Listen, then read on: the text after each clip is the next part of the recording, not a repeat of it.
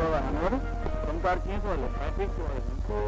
हाणे ईअं कर त मिस्त्री में मज़दूरनि खे कढी वठ पेमेंट कजे जी साईं उहा मुंशी जो कम बि भुली वियो भला पढ़ियल आहीं तो बाबा सुठो अथव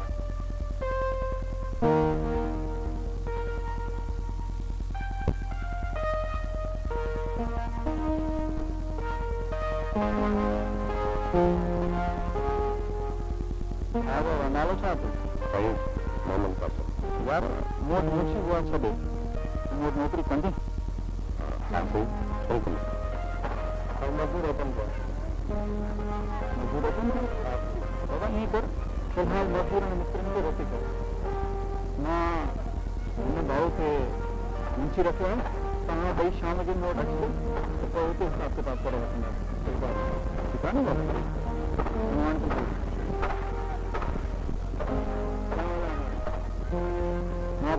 ठीक है शाम जो तव्हां ॾेई हलिया ठीक है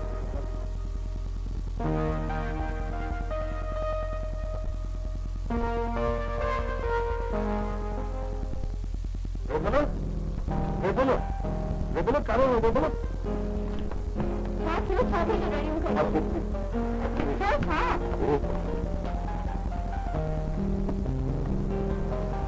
अभी घर जे लाइ वॾी ख़ुशख़बरी आहे पुछंदी न त कहिड़ी ख़ुशख़बरी आहे पुछे छा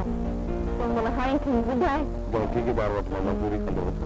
उन मूंखे मुंशी रखियो आहे चए पियो त 5000 पघार ॾींदो जे कमु भलो कंदी त पघार बि वधाईंदो ख़ुशि त ईअं थो थिए जो सिंधी त गवर्नर मिली वियो थिए ग़रीब खे नौकरी मिले त गवर्नरी खां घटि न हूंदी आहे मां त सोचियो त रेबुल खे ॿुधाईंदुसि त ॾाढी ख़ुशि थींदी हा हा मां त खड़ी वियसि नौकरी जो ॿुधी मुंहिंजो त वक़्तु ठही वियो आहे रेबुल हाणे त ख़ुशि थी अलाह कंदो ॾुखिया ॾींहं मिटिजी वेंदा मूंखे ख़बर आहे त पोइ सूरन जी सेज ते वेही ॾाढा ॾुखिया ॾींहं गुज़ारे ऐं मां बि हमेशह इहा कोशिशि कंदो आहियां त तोखे खिलंदो ॿुधायां हा हा अॻे त मूंखे ॾाढो ख़ुशि रखियो अथई जो हाणे ख़ुशि रखंदे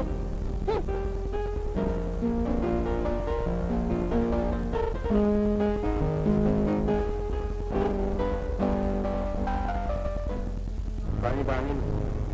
ठेकेदार टोकन इंचार्ज स्कूल आहिनि साईं पता नहीं चवां थो छॾ यार छा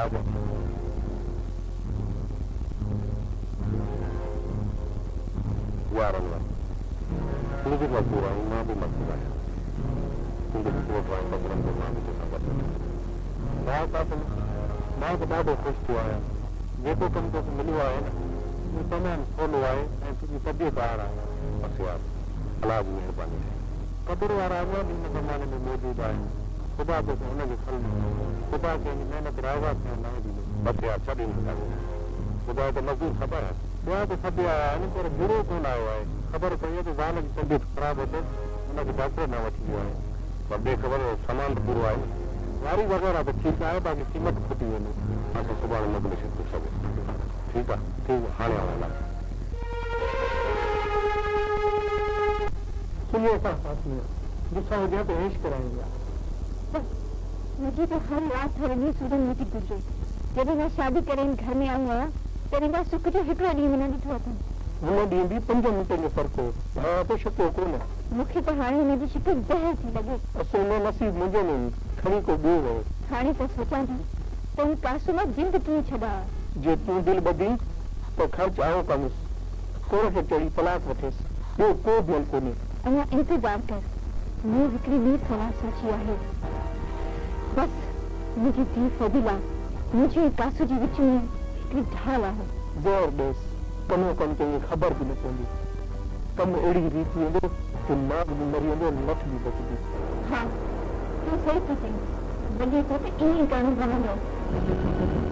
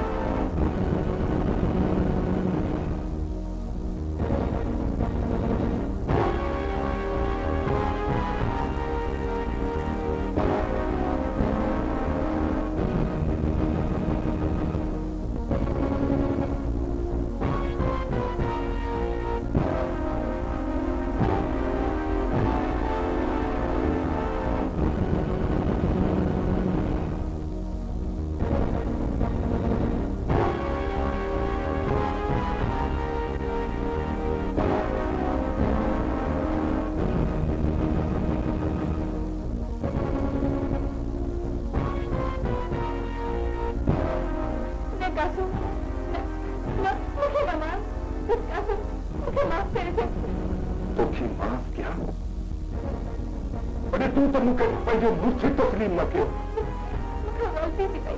मूंखे माफ़ कजो काज़ू मूंखे न मार वरी कॾहिं बि इहो कोन कंदसि काज़ू मूंखे न मार ऐं मां तुंहिंजा सूर पंहिंजे सीने में संभे पंहिंजी ज़िंदगी गुज़ारींदो रहियुसि जेकॾहिं मूंखे इहा ख़बर हुजे हा तूं एतिरी बदकार आहीं त मां तोखे इन ॾींहुं मारे छॾिया सच चयो आहे मां समझ जो तर्क ॻोल्हे सघे थो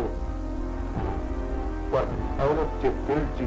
गहराई ॻोल्हण ॾाढी मुश्किल आहे ॾाढी मुश्किल आहे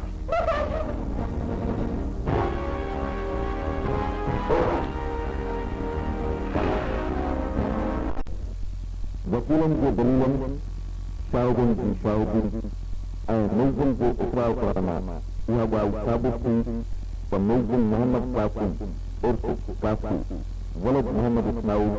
पंहिंजी ज़ाल मुसन्ना ज़ेबिल ऐं 6 सालनि जी मासूम न्याणी फज़ीला खे बेगुनाह क़त्ल कयो लिहाज़ा हू अदालत ताक़ुरात पाकिस्तान दफ़ा 262 मुल्ज़िम मोहम्मद कासिम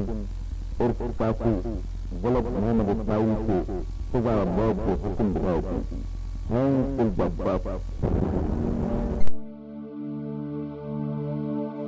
Thank you.